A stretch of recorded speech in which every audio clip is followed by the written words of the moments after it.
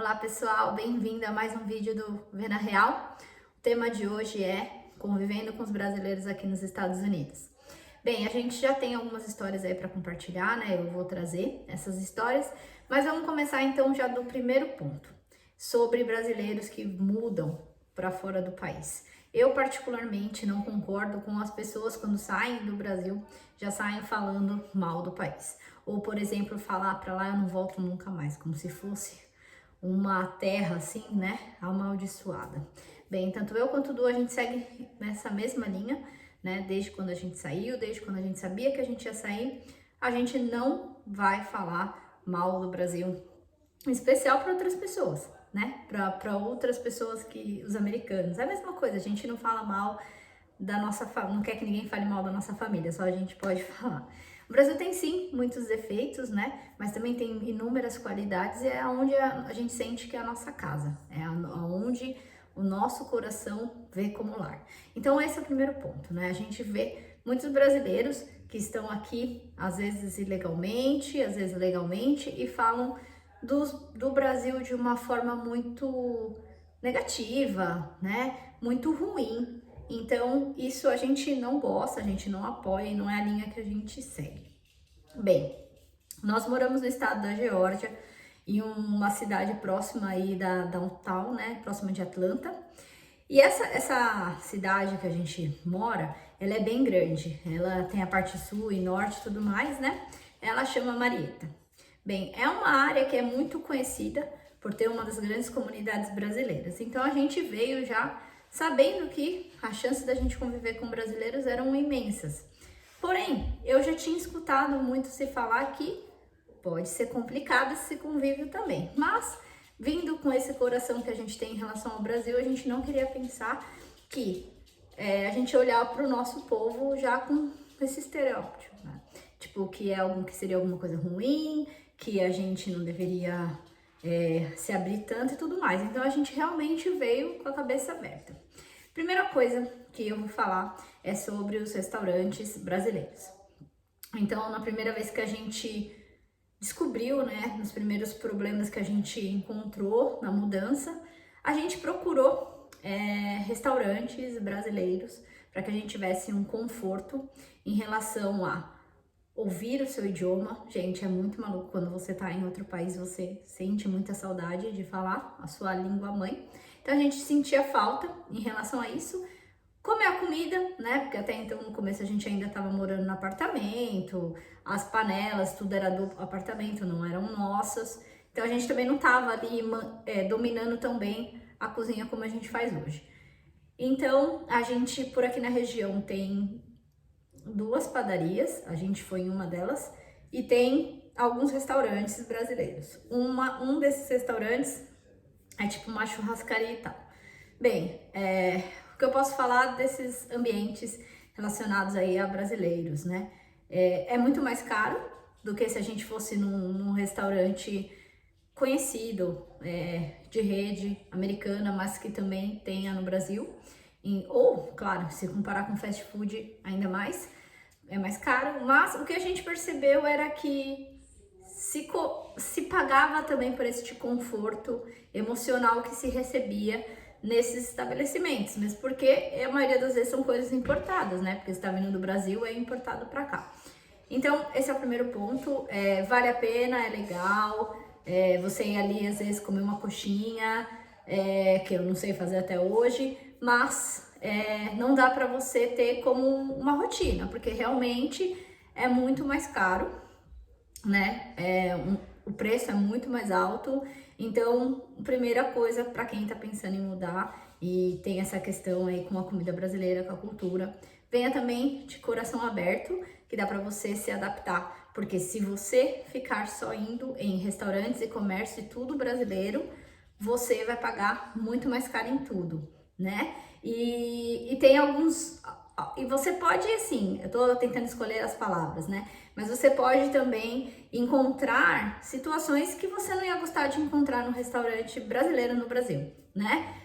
Então, é realmente para se pensar. Às vezes uma bagunça, uma gritaria, tipo um barulho muito alto e sei lá, eu já não gostava muito desses tipo de restaurante no Brasil. Então aqui eu dou uma evitada.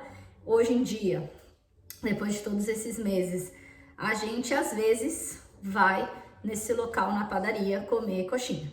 Porque coxinha eu não sei fazer, como eu falei, mas o resto a gente já dominou tudo, tá bom? Então, aí o que veio de experiências, de fato, aí com os brasileiros. Quando a gente foi comprar o nosso carro, a gente não entendia muito bem como funcionava toda a dinâmica em relação a financiamento, a entrada, tudo. A gente não entendia muito bem. Então, a gente procurou algum lugar que tivesse brasileiro nos atendendo. Infelizmente, a gente não pegou sorte, a gente não teve sorte nos dois lugares que a gente foi. Nos dois lugares eram vendedores inexperientes, brasileiros, sim, né, mais jovens, que viviam aqui há muito tempo, inexperientes e que estavam se aproveitando e se aproveitaram dessa nossa falta de conhecimento para tentar nos empurrar aí uma coisa que não seria legal. Então, no primeiro a gente acabou não comprando, nessa primeira concessionária que a gente foi, a gente pediu um carro, o menino tentou, a gente repetiu inúmeras vezes que a gente não tinha histórico de crédito, ele não fez um financiamento, uma simulação com histórico errado de outra pessoa, veio um valor de financiamento na primeira vez e depois ele falou, não, eu fiz errado, não estávamos com seus dados, o valor seria outro, tentando empurrar pra gente carros mais velhos e carros que não era o que a gente não estava querendo, era até um carro azul, eu tinha falado que eu queria ver o mesmo carro, mais um carro vermelho, né, vinho, ele não mostrou o carro, ele só mostrou aquele carro que ele queria. E aí, a segunda experiência foi aonde a gente acabou comprando, né? Uma menina também, jovem, mais atenciosa. A gente gostou ali, ela foi atrás, fez acontecer exatamente do carro que a gente tinha visto, que foi o carro que a gente tem, que no vídeo até anterior eu expliquei que a gente teve um problema aí com o carro, mas o que acontece? A falta do respaldo em relação ao carro não foi culpa da menina, foi mais em questão da loja. Só que ela também não nos trouxe toda a verdade, né? Bem papo de vendedor. E então ela também não trouxe ali todo o histórico, né? Do que estava acontecendo, do que realmente significava aqui nos Estados Unidos quando você vai comprar um carro. Traz assim como se fosse o nosso laudo quando a gente vai vender aí no Brasil. Tem um histórico do que aconteceu com o carro. Eu fiz algumas perguntas, eu questionei sobre aquele recall que tava, sobre uma movimentação do carro, e eu realmente acredito que não sabia muito, porque depois que eu percebi que a gente foi o primeiro cliente dela. Mas faltou bastante explicação, ela falou pra mim que quando veio seguro, eu falei, mas cobre roubo? Não, aqui nos Estados Unidos o seguro não cobre roubo, mas aí quando a gente foi ver, o seguro estava cobrindo sim roubo, né, quando eu fui renovar agora, então assim, faltou muita clareza. Eu tinha ido atrás de alguém falando em português para nos esclarecer e a gente não recebeu isso. Foi o que deu para fazer. A gente ainda estava com essa cabeça de não pensar assim, né, dos brasileiros e tudo mais, então beleza.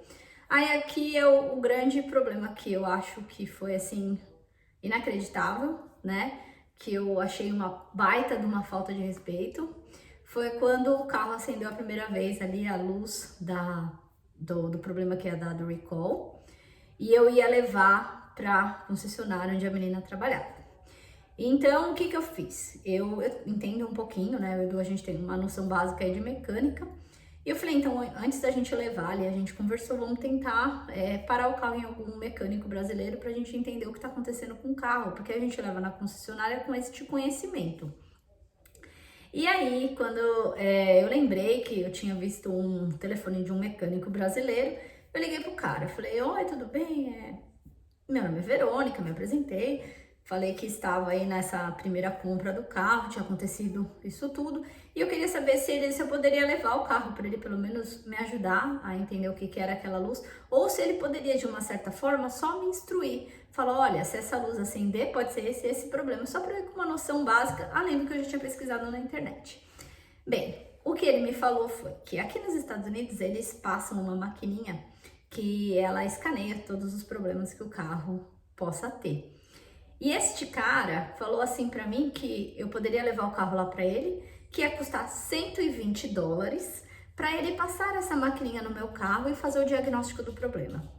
Falei, nossa, né? Fiquei pensando, caramba, super caro, porque assim, $120 é bastante dinheiro, tá? Ainda mais aqui não é a mesma mentalidade quando a gente tá de turismo.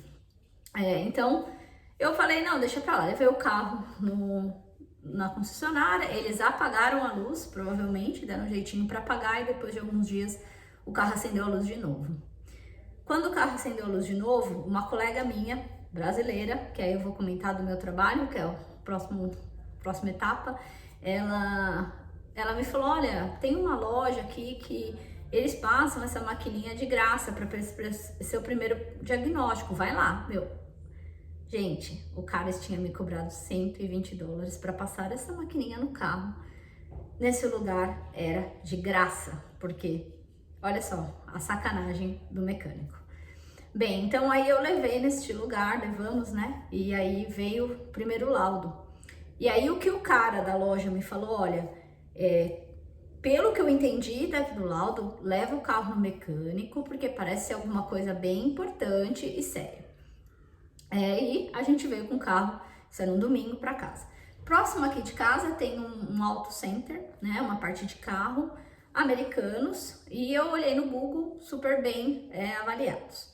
Resolvi então que eu não ia levar o carro pro brasileiro, porque eu já percebi ali que, pô, se o negócio tinha sido de graça, o cara tava me cobrando $120, né, não é uma pessoa confiável. Então eu levei o carro aqui no mecânico americano, a gente levou, né, na verdade.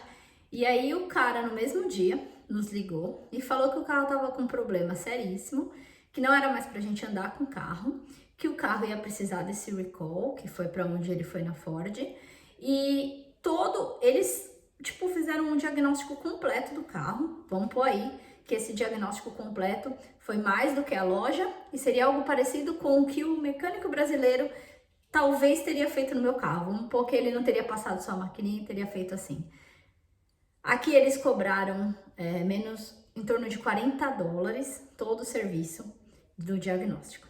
O brasileiro, de novo, tinha passado o valor de $120. E aí foi aí que a gente percebeu que, infelizmente, a gente não pode ser tão inocente em relação a isso, né? Mais uma história aí com brasileiros que a gente tem para contar. A Mônica, na escola dela, não tem quase brasileiros no ônibus, né? Desculpa, brasileiros na escola. Mas tem uma coleguinha brasileira no ônibus dela. Essa coleguinha, se ela pega o mesmo ônibus, então quer dizer que ela mora bem próximo. E ela realmente desce um ponto antes da Mônica. Falei, olha só que legal, né? A Mônica vai poder brincar com alguém, e que bom ter alguém que é brasileiro aqui na vizinhança, porque todos os meus vizinhos, e apesar de se falar muito que a região tem muito brasileiro, aqui nessa parte que a gente tá, quase não tem. Na escola da Mônica quase não, acho que tem 3 crianças ou 4, então assim, realmente quase não tem brasileiro aqui. Ficamos muito felizes com isso, e a Mônica começou, mãe, dá o seu telefone pra mãe da minha amiga te ligar, pra gente poder marcar de combinar. E aí a Mônica viu o meu cartão da empresa e levou pra essa amiguinha. Estou esperando até hoje a mãe entrar em contato comigo, mais de 6 meses. Então, não houve essa preocupação, essa cautela, essa vontade, né, de repente conversar, de agregar. Somos o mesmo povo, estamos perto. E se diz que tem essa questão de quem tá ilegal, com quem tá legal, não sei, porque eu vou agora falar também dos brasileiros na igreja, e que é uma totalmente diferente relação, né? Então, fiquei muito chateada e assim, de vira e mexe, a Mônica tem alguns problemas em relação a essa coleguinha. Ela ficou esperando para que pudessem ser amigas mais e não aconteceu. E eu também confesso que quando eu vi que tinha uma brasileira aqui, falei, nossa, que legal, pelo menos alguém aqui perto pra gente tirar uma dúvida, né? Porque é muita coisa. E isso não aconteceu, não houve esse recebimento, essa recepção aí, não houve. Bem, indo agora para a parte da igreja, a gente frequenta então a igreja nos horários que os brasileiros frequentam, a Mônica faz catequese, e eu participo da missa e também sirvo na missa, em algumas missas. Bem, a recepção em relação à igreja, eu não tenho como ser mais grata, porque no segundo domingo que a gente estava na missa, uma senhora nos deu a santinha pra gente entrar na igreja, que era uma procissão que se faz no terceiro domingo. Eu e a Mônica entramos, aí logo nos ofereceram para poder receber a santa na nossa casa, a gente aceitou. E aí eu resolvi voltar a servir na missa, como eu fazia quando eu era adolescente. E nisso eu conheci uma pessoa, uma colega minha, já posso falar assim, que ela já está se tornando uma amiga, que nos acolheu, que nos perguntou se a gente precisasse de qualquer coisa, no que ela pudesse ajudar, ela estaria aqui. E assim, é muito legal você sentir. Então, a parte da igreja também me trouxe essa crença de novo aí em relação aos brasileiros. No meu trabalho, sou eu, de brasileira, a única que veio de fato transferida da empresa no Brasil, e tenho mais 3 colegas que são brasileiras, mas que ingressaram pelos Estados Unidos mesmo. Uma veio numa primeira vez transferida e depois ela voltou para a empresa, enfim. É muito bom, eu posso dizer assim que é muito acolhedor, elas me ajudaram, todas elas me ajudaram, porque às vezes eu não sei explicar exatamente o que eu quero, né, como é que é dito aqui, como é que se fala, porque não é uma tradução ao pé da letra, então é muito bom, me ajudaram demais, né.